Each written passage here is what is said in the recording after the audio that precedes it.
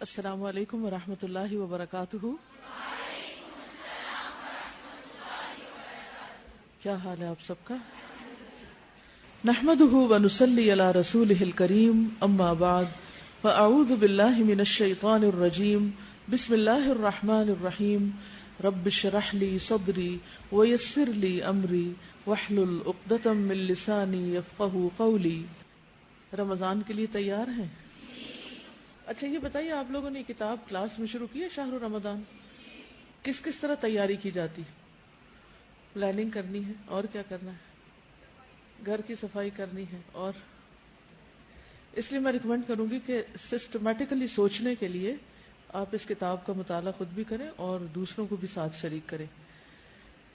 رمضان کی تیاری کا بہت اہم حصہ یہ ہے کہ ہم چاند دیکھنے کی تیاری کریں، کیونکہ نبی صلی اللہ علیہ وسلم نے فرمایا ہے اذا رأیتم الہلال فصوموا واذا رأیتموہ فافطروا فان غم علیکم فصوموا 30 یوما.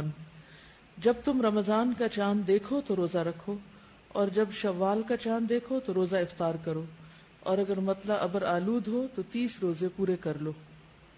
تو صوموا لرؤیتہ وافطروا لرؤیتہ، اس کو دیکھ کے روزہ شروع کرو، دیکھ کے افطار کرو. یعنی رمضان کا اختتام بھی چاند دیکھنے کے ساتھ ہونا چاہیے.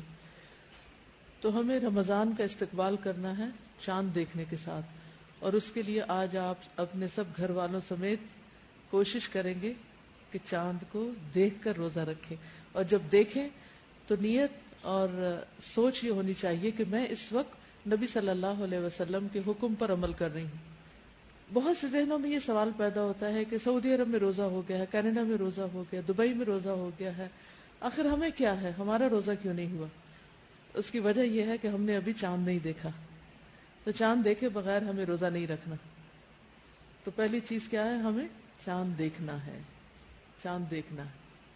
اور اگر بادل ہو تو اس کا بھی آپ نے فرمایا کہ پھر فَأَكْمِلُوا الْعِدَّةَ 30 کی گنتی پوری کر لو. ٹھیک ہے، 30 کی گنتی پوری کر لو، یعنی شعبان کے 30 دن کر لو.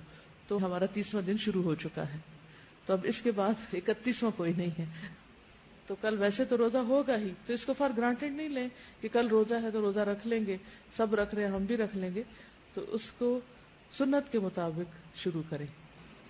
اس کی کیا وجہ ہوتی ہے کہ سعودی عرب میں چاند نظر آ جاتا ہے اور ہمارا نظر نہیں آتا؟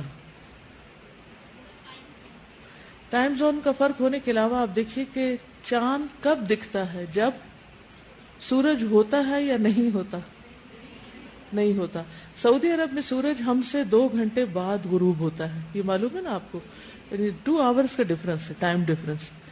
تو 2 گھنٹے پہلے، یعنی اس وقت اگر 7:15 بجے سورج غروب ہو رہا ہے تو ہمیں 5:15 بجے چاند دیکھ لینا چاہیے.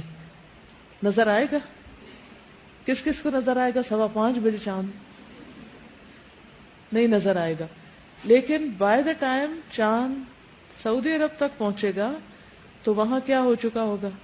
7:15 ہو چکے ہوں گے، مغرب ہو چکی ہوگی. اور مغرب سے تھوڑی دیر پہلے وہ اگر چاند دیکھنے کی کوشش کریں گے تو انہیں چاند نظر آ سکتا ہے، جو ہمیں نہیں آ سکتا. اس لیے ہمیشہ ہم ایک دن پیچھے ہوتے ہیں. اور چونکہ نبی صلی اللہ علیہ وسلم نے ہمیں یہ سکھایا کہ چاند دیکھ کے روزہ رکھو، اس لیے ہم ایک دن اور موج کر لیتے ہیں. مجھے ہمیشہ پاکستان میں ایڈڈ بینیفٹ یہ نظر آتا ہے ایک دن پیچھے ہونے کا، کہ زیادہ اچھی طرح تیاری ہو جاتی. لاسٹ مومنٹ تک بھی ہم تیاری کرتے رہتے ہیں لیکن ساری تیاری مکمل نہیں ہوتی. جسمانی تیاری، ذہنی تیاری، روحانی تیاری، کئی اعتبار سے ہمیں تیار ہونا ہوتا ہے. اس طرح جب ایک دن اور ملتا ہے مہلت کا تو مجھے بہت غنیمت لگتا ہے کہ اللہ تیرا شکر ہے کہ ایک دن اور مل گیا. پھر سوچتی ہوں کہ کیا موت کے وقت بھی 1 گھنٹہ 1 دن اور ملے گا کہ مزید کچھ کر سکوں؟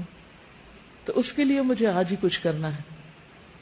اور رمضان کا مہینہ تو نیکیوں کا موسم بہار ہے، اس لیے زیادہ سے زیادہ اپنے بیگ پیک کرنے ہیں. دیکھیں جب آپ دنیا میں کسی سفر کے لیے روانہ ہوتے ہیں تو عموماً کیا ہوتا ہے، آپ ایک محدود سامان ساتھ لے جا سکتے ہیں.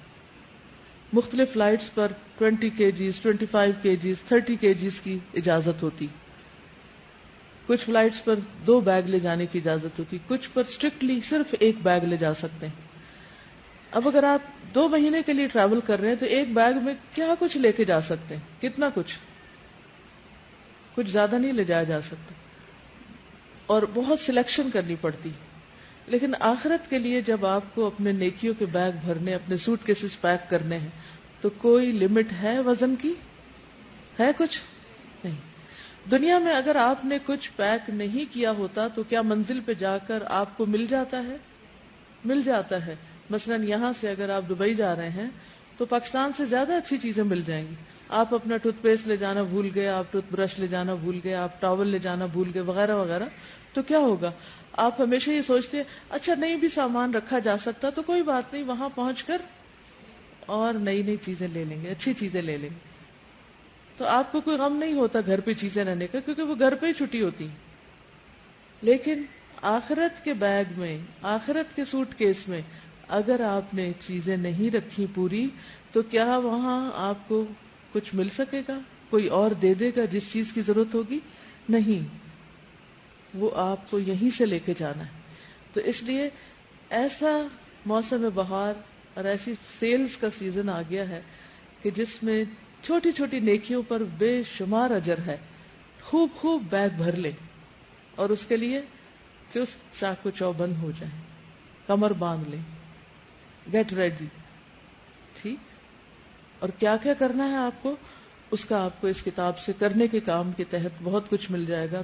تو میں یہ چاہوں گی کہ آپ اس کا صرف ایک بار نہیں کئی بار مطالعہ کر لیں، تاکہ کوئی کرنے کا کام رہ نہ جائے، کوئی بھی سامان پیک ہونے سے چھوٹ نہ جائے.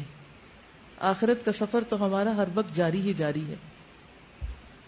کس کس کو چاند دیکھ کر دعا پڑھنی آتی؟ الحمدللہ سب نے زبانی یاد کر لی. جنہوں نے یاد نہیں کی وہ کتاب ساتھ رکھے، اور جس وقت چاند دیکھے تو ایک نظر نیچے دیکھے، ایک اوپر دیکھے، نیچے دیکھے، اور دعا پڑھ لیں.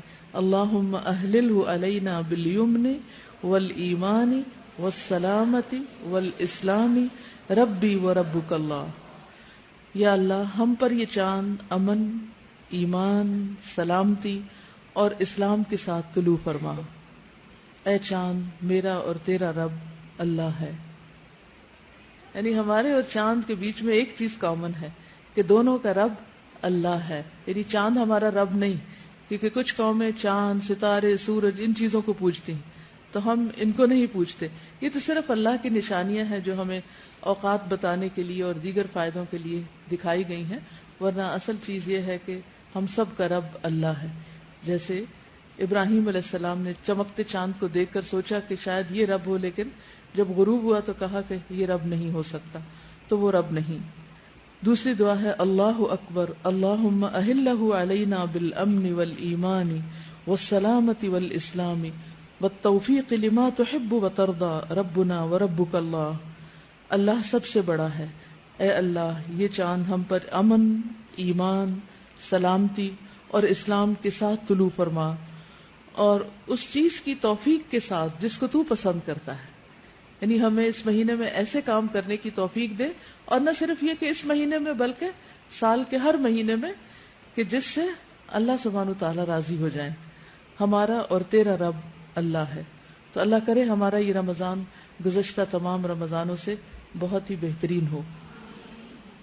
ایک بات پچھلی بات کے حوالے سے، جہاں ہمیں رمضان کی آمد کی خوشی ہونی چاہیے اور رمضان میں اپنے ایمان کی تجدید ہونی چاہیے، کیونکہ دعاؤں میں بھی یہی چیز ہے، لیکن یہ سب کچھ صرف رمضان تک ہی نہیں رہ جانا چاہیے.